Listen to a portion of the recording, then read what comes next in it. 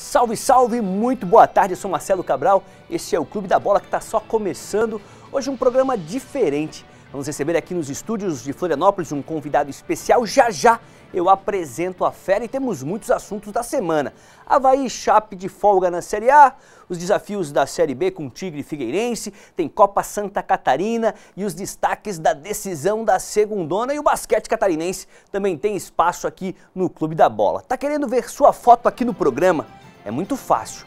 Reúne os amigos, chama teu pai, tua mãe, teus filhos, a namorada ou namorado. Aqui o programa não tem preconceito, chama o cachorro, manda pra gente aquela selfie irada. Clube da Bola, @ricsc.com.br, esse é o nosso e-mail. Ou se preferir pelo Facebook, também tá valendo. facebook.com/Clube da Bola RIC. A galera mandou umas fotos durante a semana e a produção separou algumas pra mostrar pra galera. Pode colocar na tela. Tá aí o Acelino, tá de óculos. O Acelino de óculos, o Alessandro e o pequeno Arthur, torcedores do Marcílio Dias, deu pra perceber todo mundo com a camisa do Marinheiro. Tem outra fotinho, vamos dar uma olhada. Esse aí é o Desterro Atlantis Flag Football. E quem tirou a foto foi a Ingrid da Costa, tá registrado também o nome da fotógrafa. Legal, toda a galera uniformizada, já a gente vai mostrar o que é esse Flag Football. Semana que vem eu mostro. Isso aí eu vou ter que falar a escalação. Joseph, Dani, JP, o Rafa, ou a Rafa, será? O Espeto, Shirley, Jaque e o Alemão. Toda a galera aí, torcedores do Marcílio, apoiando o Marinheiro. Não deu pro Marinheiro, já o Marcelo Nunes vai comentar pra gente. Tem mais uma fotinho. Essa foto que vem agora é da galera, né? O Luiz Antônio que mandou pra gente lá de Chapecó, ele é torcedor da Chapecoense e mandou um pedacinho da arquibancada só pra gente ter noção ali de casa cheia na Arena Condá. Valeu, Luiz. Tem mais fotinho, vamos dar uma olhada. Pode colocar a próxima pra gente. Quem mandou essa aí foi o Marcelo França. Acho que ele é o primeiro aqui, de boné branco, também torcedor da Chape.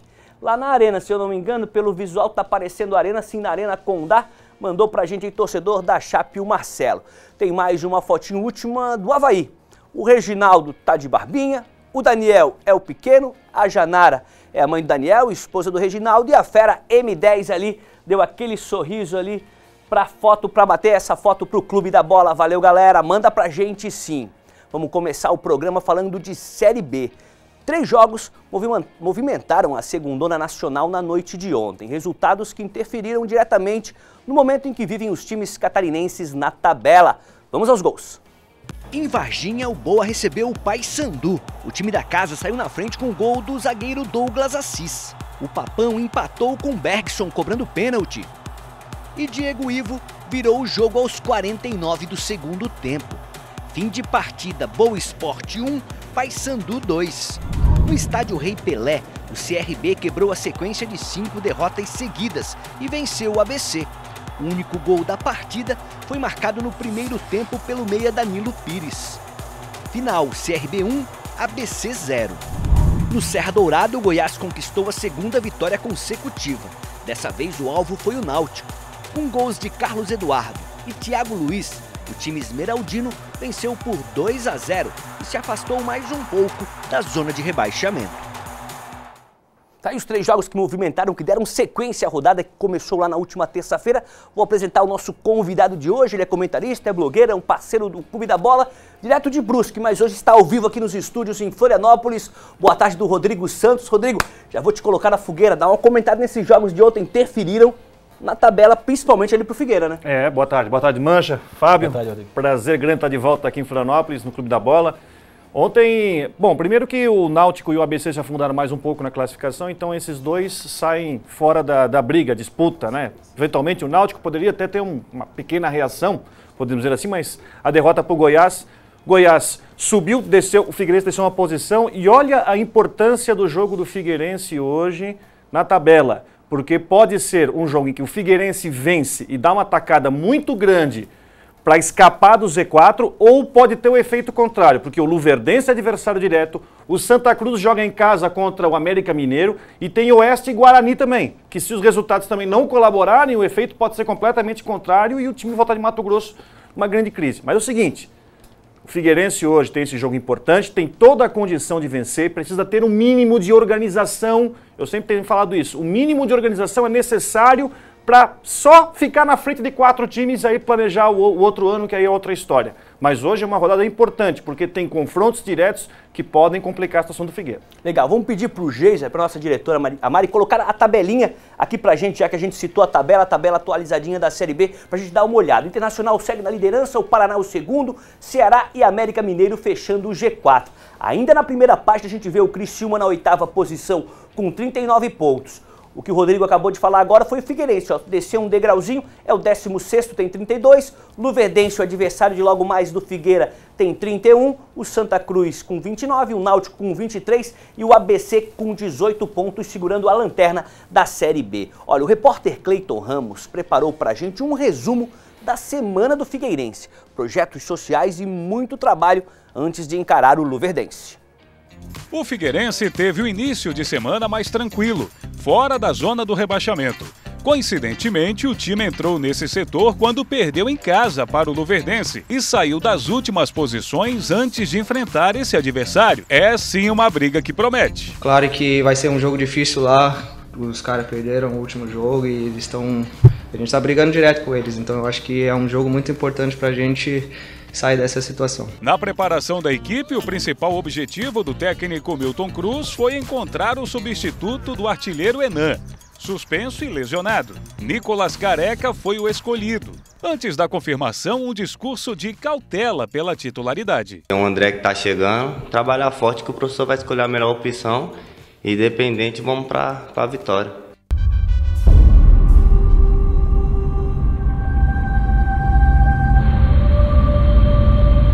Com a nova parceria, o torcedor do Figueirense tem ficado mais perto do clube, mesmo quando atua fora de casa no Campeonato Brasileiro.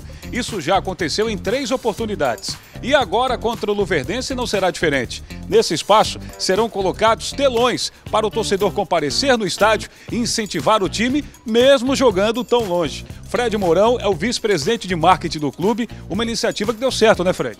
Tá dando muito certo, a gente foi surpreendido, porque a gente achava que ia ter um público, mas tem alcançado de 500 a 600 pessoas por evento. A gente espera que nesse sábado bombe ainda mais. Vários food trucks, a gente vai ter animação para criança, DJ, um super telão aqui, tudo para vocês poderem acompanhar de perto a partida. E o Henan vai estar presente e o Fernandes também. As novidades não param por aí. O Figueirense anunciou 2 projetos sociais para trazer o torcedor de volta ao estádio. Parcerias que foram firmadas com a Prefeitura de Florianópolis e a Federação Catarinense de Futebol. Um dos projetos é o ingresso com preço de R$10. O outro projeto é o Furacão Nota 10, contemplando 100 crianças com seus responsáveis, com entradas gratuitas até o final desta Série B. Essa iniciativa desses 2 projetos do Figueirense são importantes nesse sentido, de fortalecer, de trazer o torcedor desde pequeno para o estádio, fortalecendo a sua torcida e o nosso futebol. Quanta responsabilidade, hein, Milton Cruz? Um jogo, né, como todos os outros do campeonato da Série B, que todos os jogos são difíceis fora de casa. Onde vocês viram o jogo do Atlético Mineiro contra o Londrina, as dificuldades. Então acho que o campeonato da Série B não tem jogo fácil, todos os jogos são complicados e sabemos da dificuldade que vamos encontrar. Que as boas notícias ajudem o time dentro de campo, apesar da distância. Distância? Que nada!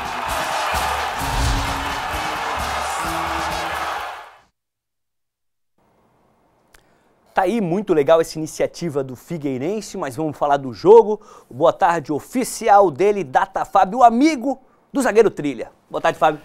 Boa tarde, Mancha. Boa tarde, Rodrigo. Uma satisfação, né? É verdade, você falou no Trilha, assim que eu cheguei aqui no estúdio, Mancha, ó, tá aqui um telefone, liga. Fui lá, saí do camarim, liguei pra ele, me emocionei, tive que voltar pro camarim pra me recompor. Trilha, tu mora no meu coração, tá? Não só tu, a tua família. O Trilha que eu falo é o Deodoro Trilha, zagueiro do Figueirense dos anos 60, jogou na inauguração no Scarpelli, nós já mostramos a foto dele aqui. E se ele ficou emocionado do lado de lá, eu tô emocionado do lado de cá. Eu te admiro muito. Bom, sobre o Figueirense, Mancha, o que a gente vai falar? Primeiro, essa aproximação com a torcida. Figueirense sempre foi um trem pagador. Figueirense sempre foi um time em que jogos importantes ou não, na época de crise, 21 anos sem título, 20, né? De 74 a 94, o estádio Orlando Scarpelli sempre cheio. a massa ali. Então, o que fizeram com o Figueirense nos últimos anos ao afastar o torcedor do estádio Orlando Scarpelli foi um dos maiores pecados da história do futebol. O que essa gestão está fazendo é o básico, é o simples, é o feijão com arroz. Vamos trazer o público próximo, vamos trazer o torcedor. Futebol sem torcedor não existe. Sobre o jogo, já... Tu quer que eu fale do jogo que já aconteceu ou que vai acontecer? Vem vitória, né? A gente já até comentou semana passada do Paraná, mas só para ilustrar com umas imagens aí. Isso. Então aproveitar o gancho já, porque o Rodrigo falou, é o seguinte. Figueirense fez a sua primeira parte, que foi sair da zona do rebaixamento. Precisa confirmar. E se confirma como? Com decisão, em jogos difíceis, Série B. O jogo de hoje do Luverdense é decisão, sim senhor. Vai enfrentar um adversário que está jogando em casa, vai querer se impor, ao mesmo tempo vai abrir espaço, vai abrir flancos ali para que o Figueirense aproveite. Figueirense vai sentir muita falta do atacante Enan. Agora não tem jeito, viu, o Rodrigo, o Mancha e caro telespectador alvinegro. Figueirense vai ter que correr atrás. O que o Figueirense vacilou muito no turno, vacilou muito na virada do retorno. Então não tem jeito, vai suar a camisa. Poderia estar brigando por G4? Sei lá, poderia. Mas poderia também estar ali na turma do Feliz Natal. Sabe aquela turma do Feliz Natal que não cai e não sobe? Mas não tem jeito. Então agora é hora de suar a camisa, é hora de fazer o que o Trilha fazia na época que ele jogava no estádio no Orlando Scarpelli. Brigava pela camisa do Figueirense e se tivesse que chutar para a arquibancada, chutava para garantir o resultado. Legal, Fábio. Vamos fazer o seguinte, vamos continuar falando ainda de Série B antes de a gente entrar na Série A e nos outros assuntos, porque tem o Tigre, né? O Renan Mainen chega lá direto lá de Criciúma, falando sobre a semana do Tigre e os bastidores. Teve treta no Heriberto Wilson, o espaço é de Renan Mainen. Bom dia, Renan. Boa tarde, Renan. Boa tarde, colegas do clube, boa tarde para todo mundo ligado na gente. Uma rodada decisiva para o Criciúma, dentro daquela perspectiva de ainda conseguir brigar por um G4, porque é um jogo em casa, diante do Londrina. A gente sabe que o time paranaense teve um compromisso na quarta-feira, pode estar um pouco mais desgastado, porque a partida contra o Atlético Mineiro pela Copa Primeira Liga foi dificílima, só acabou nos pênaltis, um jogo muito tenso. E aí teve toda a festa depois também em função daquela conquista, então o time pode estar um pouquinho mais desgastado fisicamente em relação ao Criciúma, que teve toda a semana aí para se concentrar nessa partida. É uma vantagem e além do fato também de o Tigre jogar em casa diante do torcedor, não dá para dar bobeira. E na verdade esse trecho do campeonato é bem importante, é interessante porque dos próximos 4 jogos, incluindo esse hoje contra o Londrina, o Tigre joga em casa 3 vezes. O próximo confronto é contra o Paraná fora de casa e depois tem Vila Nova e Internacional no Heriberto Wilson. Então, se o Tigre realmente confirmar vitórias nesses próximos 4 jogos, quem sabe? É difícil, é dificílimo, mas tem que fazer o dever de casa e também conseguir conquistar pontos fora se quiser ainda brigar por uma vaga nesse G4. O time que vai a campo hoje é aquele mesmo do Beto Campos desde o começo. Ele insiste numa mesma formação. Tem o retorno do Alex Maranhão, que só não jogou contra o Guarani no interior de São Paulo porque estava com o 3º cartão amarelo, tinha que cumprir suspensão automática. Mas de resto o time é o mesmo, a base é essa e vamos ver como é que agora o Criciúma se comporta diante do Londrina. E teve um outro assunto que chamou muito a atenção, uma bomba nos bastidores do Criciúma. Informações começaram a circular no comecinho dessa semana envolvendo o Edson Gaúcho, diretor de futebol, que não tem mais acompanhado o time nas viagens, também não tem aparecido para acompanhar os treinos e começou-se a saber que isso foi um pedido dos próprios jogadores. Teve uma confusão, uma rusga entre o diretor e também o elenco. Porque o diretor, o Edson Gaúcho, ele não gosta muito que o pessoal use bonés, enfim, ele é um dirigente à moda antiga, digamos assim, ele tem esse perfil.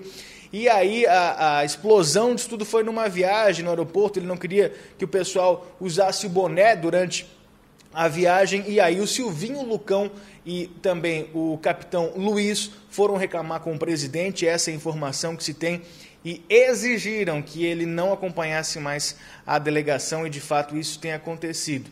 Bom, é uma situação interna bastante crítica, o Edson Gaúcho agora está mais focado apenas na questão de contratações e venda de jogadores, enfim, mas não tem mais acompanhado de uma forma tão atuante o time ao longo das suas viagens. E isso é uma situação que chama a atenção e fica a pergunta, será que ele tem algum fundo de razão nisso tudo? Essa questão de usar boné, usar brinco, enfim...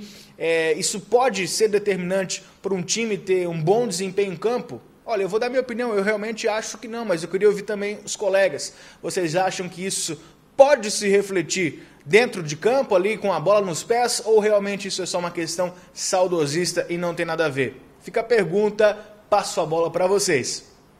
Obrigado, Renan. Vamos fazer o seguinte, vamos colocar o Badá, que além de ser o mais experiente do clube da bola... E de beleza ele entende. Entende de estilo, né? Entende de estilo, de bonezinho e tal, já usou muito bonezinho, brinco dos dois lados. É o nosso cão alfa, né? A gente segue ele. Badá, quer que você fale da Chapecoense, do Vasco, né? Do empate, mas antes dá a tua opinião. O Edson Gaúcho, bonezinho, brinquinho, claro, não é dentro do gramado, né? É fora, no aeroporto, ou no momento ali que o clube tá viajando. Não pode boné, não pode cabelo comprido. O Edson tá muito rigoroso, né, Badá? Boa tarde. Boa tarde a todos, um grande abraço, prazer rever o nosso amigo aí, nosso irmão Rodrigo Santos, né? Um grande abraço a todos. O Edson Gaúcho não poderia trabalhar com o Neymar então, né? O Neymar é bonezinho, brinquinho, aí o Neymar estava fora do Criciúma, infelizmente, má notícia aí para o torcedor do Criciúma, com o Edson Gaúcho no comando, o Neymar nunca poderia jogar no Criciúma. Claro que isso é uma grande bobagem, né? O negócio é dentro de campo, não pode exagerar em outras situações, em outras coisas fora do campo, né? Agora, usar boné, usar brinco dentro daquilo que é permitido e tatuagens, isso aí não tem nada demais, né? A grande maioria dos grandes jogadores sempre usaram e vão continuar usando, né? Então, arrumou sarna para se coçar, o seu Edson Gaúcho se preocupou com o que não devia e segue o baile. Chapecoense conseguiu um bom empate sábado passado lá no São Januário, portas fechadas, ninguém em campo, apenas os jogadores, foi o legítimo jogo que tinha mais gente dentro de campo do que na arquibancada, né? Bom empate, 1-1, se você juntar aí os últimos, e aí uma falha do Reinaldo, né? Uma falha individual que ocasionou, não é comum, depois que assumiu o Emerson Cris em 3 jogos, esse foi o único gol que a Chapecoense tomou e numa falha individual do Reinaldo, que depois no segundo tempo viria a se recuperar. Olha só que bonito gol. Aí eu no comentário da Rádio Chapecó, olha só que golaço do Reinaldo, gol consciente, levantou a cabeça, viu o goleiro adiantado, meteu por cobertura lá na gaveta, golaço de Reinaldo. E aí, depois do jogo, ele vai e me diz que ele tentou cruzar a bola. Tentou cruzar a bola e acertou o gol, a tentativa era para cruzar pro Arthur Kaique, né? E eu enchendo a bola dele, todo mundo, né? Dizendo que foi um golaço, que foi gol consciente, que ele viu o goleiro adiantado, meteu por cobertura e foi um golaço mesmo.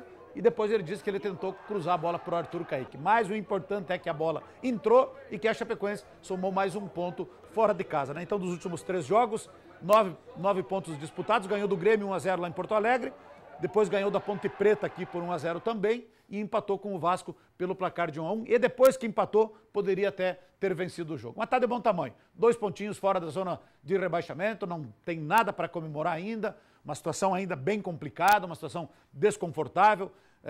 Conversamos também durante a semana com o Rui Costa na Rádio Chapecó e ele foi muito lúcido. Ele falou, estamos a 2 passos do céu e a 2 passos do inferno, né?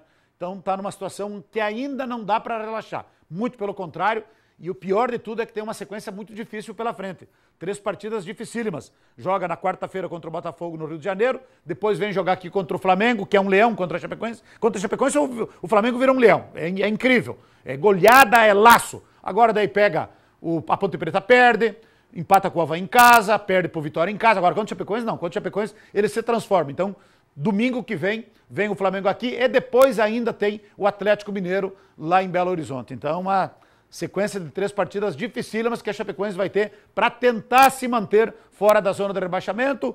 O ambiente melhorou, é de mais tranquilidade, né, pelos últimos bons resultados e cria uma expectativa positiva de que o time possa continuar com esse bom desempenho e permanecer na Série A do Campeonato Brasileiro. Deu um ânimo novo esses 3 últimos resultados aí da Chapecoense no Brasileiro.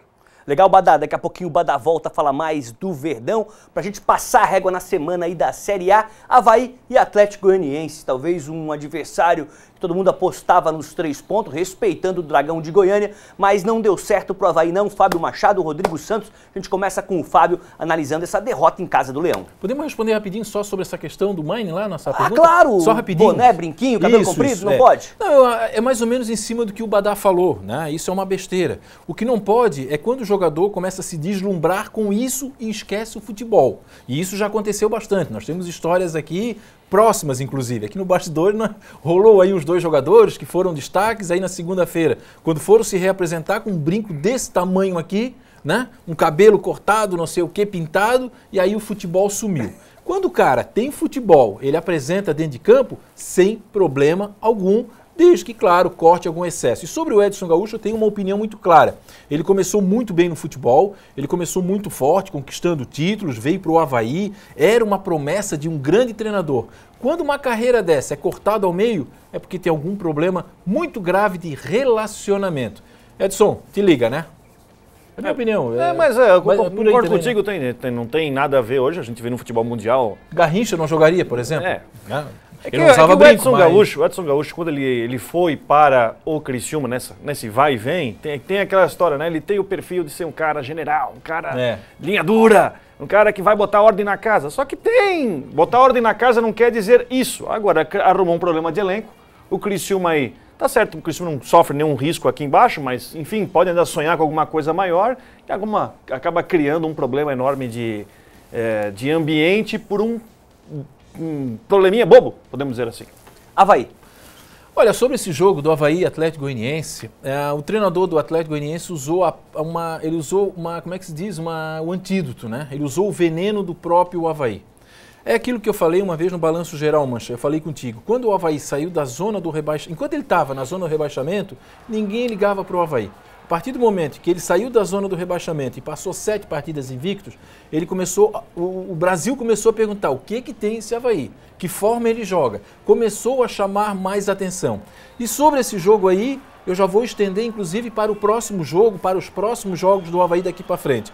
O Claudinei tem um esquema, é um esquema vencedor, não adianta a gente criticar aqui, ele não ficou ruim de uma noite para o dia, né? Ficou 7 partidas invicto, então a gente elogiava. Só que o que está faltando para o Claudinei? O que está faltando para o Avaí?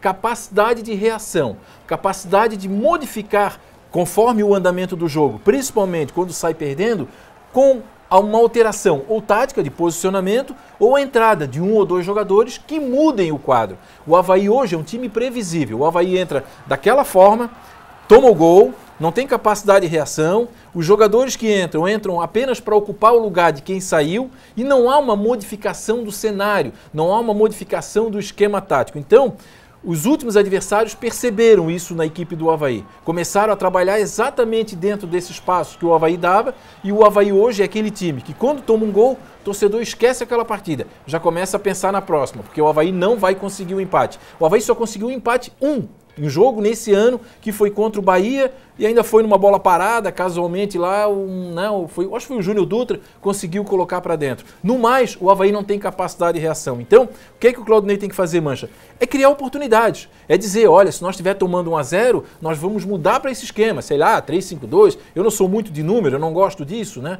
Mas é mudar a forma de o Avaí jogar, para que o Avaí deixe de ser previsível, e o Avaí foi previsível na derrota para o Atlético Goianiense. Rodrigo. O processo de reorganização do Avaí, que colocou ele como líder do retorno, acho que agora ele é quinto ou sexto agora do retorno, passou pela a parte dessa organização, achou uma forma de jogar, que nem o Fábio falou, achou essa forma de jogar, só que tem a segunda parte, que não é só a forma de jogar, tem que ter definitivamente uma boa entrega. Você tem que ter entrega, coisa que a própria Chapecoense não estava mostrando entrega até umas 5, 6 horas atrás e voltou a mostrar essa entrega que foi o estupim para uma efetiva recuperação do time. Então espero que o Avaí nesse próximo jogo já contra o Vasco, né? Na semana que vem, ele mostre a organização que a gente viu. O Claudinei é um bom técnico e conseguiu tirar de um elenco que não é dos maiores uma organização, mas também consiga tirar a entrega necessária para que o time consiga fazer o diferencial para sair do Z4. Legal, vamos mudar de assunto, o esporte não para aqui no Clube da Bola, segunda divisão catarinense, vamos falar com o Marcelo Nunes, colocar o Marcelo aqui na tela, direto de Itajaí. Xará, você entrou com 2 representantes, não deu para Cambura, não deu para o Marcílio Dias, queria que você comentasse um pouquinho dos jogos da semana passada, as 2 semifinais que apontaram Ercília e Concórdia para a grande decisão. Oi, Manchá, boa tarde a você, um abraço ao Rodrigo, ao Fábio, aos amigos ligados aí no Clube da Bola em todo o estado. Pois é, a minha intenção hoje era estar por aqui falando aí da primeira final, né, envolvendo times da nossa região, envolvendo times aqui do litoral, Marcílio Dias e Camboriú. E, infelizmente, tanto para o torcedor do Marinheiro quanto para o torcedor da Cambura, vai ficar para o ano que vem, vai ficar para uma próxima oportunidade. A gente começa falando do jogo entre Concórdia e Marcílio Dias, o jogo que foi lá no estádio Domingos Machado de Lima. A gente não entendeu, a gente sabe das limitações que esse plantel do Marcílio Dias tinha, é um grupo limitado, extremamente limitado tecnicamente, para vocês aí terem ideia, é um grupo onde o time titular tinha uma folha de pagamento de R$35 mil, R$35 mil. Então a gente sabe das limitações que o René Marques tinha no grupo, mas não deu para entender essa atuação do Marcílio Dias, uma atuação medrosa, o Marcílio Dias jogando, chamando o Concórdia para cima e realmente não conseguiu segurar nem a vantagem do empate. Tomou 1-0 e merecidamente o Galo do Oeste avançou à final. Aí a gente já tem imagens de Ercílio Luz e Camboriú, né? O próprio, quando terminou esse jogo, eu entrei em contato com o diretor de comunicação lá do Camboriú, o Lucas Coppi, e ele me disse assim: Marcelo, foi um chocolate, foi um vareio. A gente não deu nem pro cheiro, diz ele. Então, essa definição do Coppi diz bem o que foi o jogo, né? O Ercílio Luz absoluto, não deu espaços, não deu brechas aí para a equipe do Camboriú nessa outra semifinal da Série B catarinense. O Ercílio, que já tinha vencido o primeiro jogo aqui no estádio Robertão, merecidamente, o bicampeão catarinense lá de 57 e de 58, o time mais antigo, né? Atualmente em atividade no estado, está de volta à primeira divisão e agora, a partir aí de amanhã, eles começam tanto Concórdia quanto Ercílio Luz, merecidamente,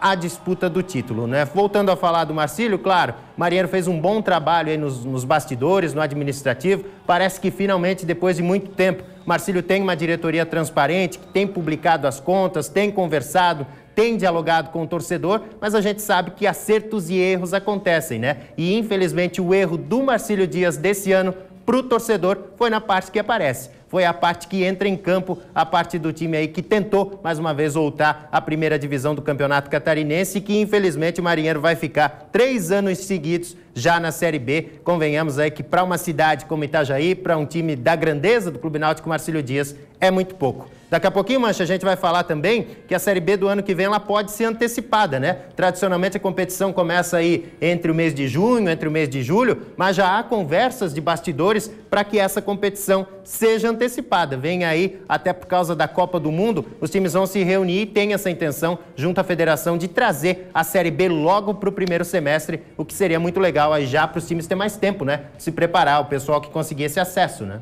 Beleza, daqui a pouco o Marcelo volta então para falar da segundona. Queria mandar um abraço pro Tiaguinho Bilda, estilo craque. Ele mandou uma mensagem agora dizendo: Mancha, tô ligadão no Clube da Bola. Essa semana o Grupo RIC fechou uma parceria importante para o futebol catarinense. Mais uma, né? A Copa Santa Catarina, que começa amanhã, vai ser transmitida através da Record News Santa Catarina. A Copa Santa Catarina neste ano começa dia 8, neste domingo. Estão na disputa Brusque, Tubarão, Internacional de Lages e Joinville. O campeonato que garante vaga para a Copa do Brasil 2018 recebe também um reforço de peso, a da Record News Santa Catarina. A emissora do Grupo RIC no estado vai transmitir 5 jogos, 3 na escolha aleatória da primeira fase e 2 partidas finais.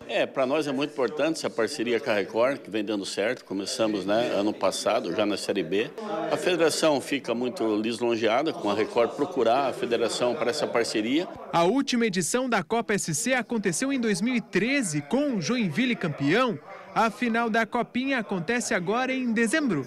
Continuar crescendo, continuar na vitrine, vamos dizer assim, do futebol catarinense da primeira divisão, Copa Santa Catarina, após 3 anos sem acontecer. É valorizar a Copa Santa Catarina, é a segunda competição oficial do calendário da federação, é valorizar as equipes que participam efetivamente da competição e principalmente os seus patrocinadores. Ter essa oportunidade de ser exibida pela TV aberta é muito importante para nós, para a valorização da competição, dos clubes, dos atletas e da própria federação. Depois da transmissão da Série B do Catarinense, a RIC TV Record Santa Catarina investe ainda mais no futebol do estado com a parceria de transmissão da Copa SC.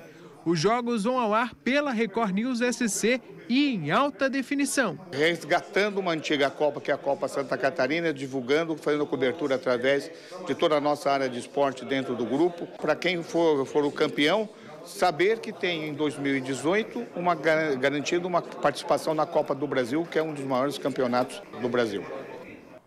Legal, parabéns ao Grupo RIC, a Federação Catarinense, por mais essa iniciativa. Vamos fazer o seguinte, colocar o Dr. Juca Miguel aqui na tela para conversar com a gente. Afinal, Joinville é um dos representantes aí da Copinha, né? Vai participar da Copinha, estreia amanhã, joga em casa e o Juca tem mais detalhes. Boa tarde, Juca. Salve, salve, Mancha. Um grande abraço para você, para o Rodrigo, para o Fábio, Badá, nosso querido também Marcelinho, Renan, enfim, toda a rapaziada do Clube da Bola. Vocês ficam falando aí, né, lagarteando, Série A, o Badá, Série A, o outro ali, Série B, outro quer falar de Série B. Vamos falar de Copa, Copa do Mundo, Copa Santa Catarina, falar de coisa grande na reta final deste segundo semestre. Engraçado, né? Nem eu consigo ficar sério por aqui. Mas um grande abraço para vocês e é isso mesmo, parabéns a Record News pela iniciativa. Record News que está transmitindo basquete, está sendo um sucesso. Estamos alavancando novamente esse bom estadual do nosso estado, fortalecendo. Isso em Joinville tem dado uma repercussão muito bacana. Também tenho conversado com os colegas de Blumenau, pessoal do Oeste. Cara, tá muito legal mesmo essa transmissão da Record News. Fez um ótimo trabalho também na segundona. Eu vejo pela boa repercussão que nós tivemos na transmissão de Fluminense e Operário, um jogo que teoricamente não valia nada, mas ali a gente conseguiu sentir na pele a boa repercussão. E agora a Record News vai transmitir a Copa Santa Catarina. Já vai se preparando, logo logo aí também, pelo andar das coisas, o estadual, logo logo também, o estadual da primeira divisão, a Record News, aos poucos, o pessoal da federação vai sentindo qualidade, um negócio mais, um toque mais perto com o torcedor, uma valorização com as equipes que disputam, que eu acho que isso falta. Estamos cansados de migalhas. O que a atual detentora dos direitos de imagem faz é dar migalhas aos clubes. Eu acho que clube de Série A tem que ser valorizado, porque aqui nós temos representantes na Série A do Brasileiro, na Série B do Brasileiro, na Série C, e se Rio de Janeiro recebe, se os clubes do interior do Rio Grande do Sul recebem 1 milhão, por que os times que disputam a Série A têm que receber cerca de 600 mil? Então, a Record News vai mostrar que é possível fazer algo diferente dentro do estado. Mas vamos falar um pouquinho também do nosso Joinville. Joinville está preparado, o Grampola pegou cachumba, não deve começar jogando. Rogério Zimmermann fechou boa parte dos treinamentos do Joinville e uma incógnita. Um time foi trocado durante toda a semana, 2 jogadores já pediram dispensa, o Chaveirinho jogou 18 minutos, disse que não queria mais, foi embora.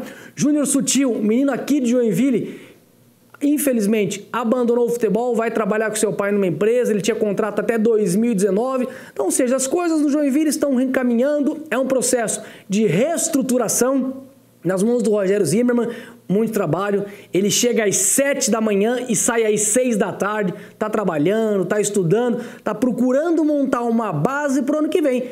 E amanhã, às 3h30 da tarde, na Arena Joinville, o Joinville faz a sua estreia contra o Atlético Tubarão. Aí sim vai dar para sentir. Mas Mancha e amigos do Clube da Bola, Atlético Tubarão, o Brusque e o Inter de Lages vem muito forte. E o Joinville, pelo seu planejamento, vai colocar os jogadores os jogadores titulares nos 4 primeiros jogos. Depois folga para todo mundo, vai atuar com o Sub-20 para antecipar a pré-temporada, já que ano que vem tem Copa do Mundo. Apesar de que agora a FIFA disse que as séries B, C e D não vão parar durante a Copa do Mundo, mas mesmo assim o Joinville quer antecipar um pouquinho o seu planejamento para começar a trabalhar, montar uma equipe e tentar esquecer os erros de 2015, 2016 e também 2017. Tomara, né, Mancha, que as coisas na prática funcionem um pouco melhor. Obrigado, Juca. Já já o Juca volta aí para falar mais sobre o JEC. Ainda sobre a Copa Santa Catarina, direto de Lages, mais um convidado especial e parceiro do Clube da Bola. Rafael Araldi, diretor de comunicação do Internacional, chega para falar da preparação colorada para a estreia na Copinha. Diz aí, Araldi. Olá, Marcelo Mancha, amigos do Clube da Bola. Bom, aqui no estádio Vidal Ramos Júnior, onde o Internacional de Lages acabou o seu treinamento, visando o jogo deste domingo contra o Brusque, 11 horas da manhã. Previsão de um bom público, já que o Internacional de Lages está há algum tempo sem jogar, foi eliminado da Série D, mas agora volta com tudo para tentar a vaga para a Copa do Brasil do ano que vem. Um dos destaques do Internacional, Matheus Arense, que você viu passando aqui, acabou de conquistar o acesso lá com o Ercílio Luz e retorna ao Internacional, jogador que tem contrato com o clube, está treinando e também vai para o jogo no domingo. E, obviamente, também Max, atacante, que estava jogando a Série C pelo Tombense, um dos artilheiros do Brasil na temporada com 21 gols, retornou ao Internacional, fez o treinamento hoje e também domingo está confirmado para enfrentar a equipe do Brusque. 11 horas da manhã, abertura da Copa Santa Catarina Inter e Brusque aqui no Tio Vida. Legal, Araldi, muito obrigado pelas informações. A gente vai para um rápido intervalo e no próximo bloco tem mais Figueirense, Criciúma, Avaí, Chapecoense, Joinville e a presença do nosso convidado Rodrigo Santos. Segura aí!